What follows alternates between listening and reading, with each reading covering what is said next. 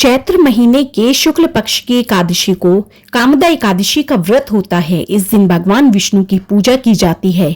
ऐसा माना जाता है कि कामदा एकादशी का व्रत रखने पूजा करने से सुख, शांति और खुशियां मिलती हैं।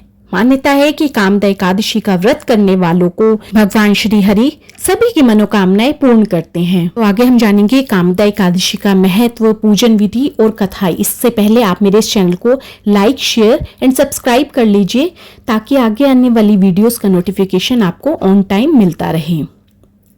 वैदिक पंचांग के अनुसार कामदा एकादशी का व्रत 8 अप्रैल को किया जाएगा। चैत्र माह के शुक्ल पक्ष की एकादशी तिथि 7 अप्रैल को रात 8 बजे शुरू होगी। यह तिथि अगले दिन 8 अप्रैल को रात 9:12 पर खत्म होगी। सनातन धर्म में उदया तिथि को खास माना जाता है, इसलिए कामदा एकादशी का व्रत 8 अप्रैल को ही रखा जाएगा।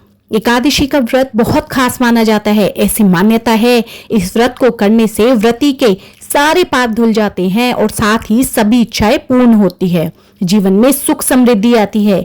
इस दिन भगवान विष्णु की पूजा विधि विधान से की जाती है और कई लोग श्री हरि को खुश करने के लिए कई उपाय भी करते हैं। इस दिन भगवान विष्णु के मंत्रों का जाप करने से खास महत्व मिलता है, जैसे कि ओम नमो भगवते वासुदेवाय नमः। इस दिन विष्णु सहस्त्र नाम का पाठ भी किया जाता है। कामदा एकादशी पर दान पुण्य का महत्व भी शास्त्रों में बहुत बताया गया है। इस दिन अगर कोई व्यक्ति सच्चे दिल से कुछ चीजें दान करता है तो भगवान विष्णु उसकी सभी इच्छाएं पूर्ण करते हैं। ऐसा माना जाता है कि दान करने से भगवान विष्णु प्रसन्न होते हैं और भक्तों को मनचाहा फल देते हैं। कामदा एकादशी पर भगवान विष्णु की पूजा की जाती है। इस दिन सुबह उठकर स्नान करके लकड़ी की चौकी पर पीला कपड़ा बिछाकर विष्णु जी की प्रतिमा स्थापित करें।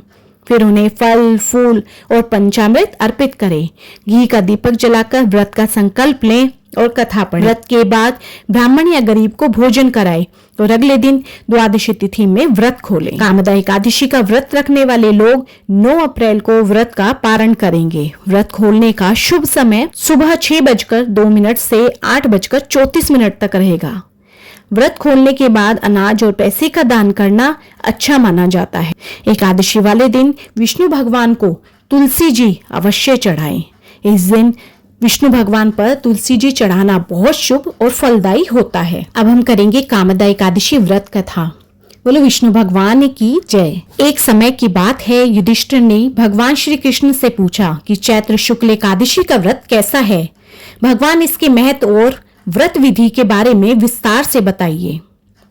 इसके आग्रह पर भगवान श्री कृष्ण ने कहा कि चैत्र शुक्ल एकादशी को कामदा एकादशी के नाम से जाना जाता है, जो लोगों को पापों से मुक्ति प्रदान करते। तो इसकी कथा इस प्रकार है। भोगीपुर राज्य पर राजा पुंडरीक का शासन था। उसका राज्य धन और सभी प्रकार के ऐश्वर्य से भरा हुआ था।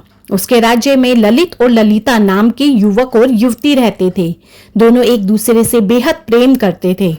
ललित एक गायक था। एक बार वह राजा पुंडरीक की सभा में गायन कर रहा था। तभी उसने ललिता को देखा। उसका ध्यान भटक गया और उसका सुर ताल बिगड़ गया। जब राजा पुंडरीक को इसके बारे में पता चला तो उसने ललित को राक्षस बनने का श्राप दे दिया। उस श्राप के प्रभाव से ललित का शरीर 8 योजन में फैल गया। वह जंगल में रहता था। उसका जीवन काफी कष्टपूर्ण था। इस बात से उसकी पत्नी ललिता दुखी रहने लगी। जब वह अपने पति को देखती तो उसके पीछे पीछे दौड़ती। एक दिन ललिता घूमते घूमते विंध्याचल पर्वत पर पहुंच गई। वहां पर श्रृंगी ऋषि का आश्रम था। वह आश्रम के अंदर गई और श्रृंगी ऋषि को प्रणाम किया। मुनिवर ने आशीर्वाद दिया और उनके पास आने का कारण पूछा। इस पर ललिता रोने लगी। फिर उसने अपने मन की पीड़ा बताई। तब श्रृंगी ऋषि ने उससे कहा कि कामदा एकादशी का व्रत चैत्र शुक्ला एकादशी को है। इस दिन व्रत रखकर भगवान विष्णु की पूजा करो। व्रत का पारण करने के बाद इस व्रत के पुण्य को अपने पति को दान करो। इस पुण्य के प्रभाव से तुम्हारा पति राक्षस योनि से मुक्ति पा जाएगा।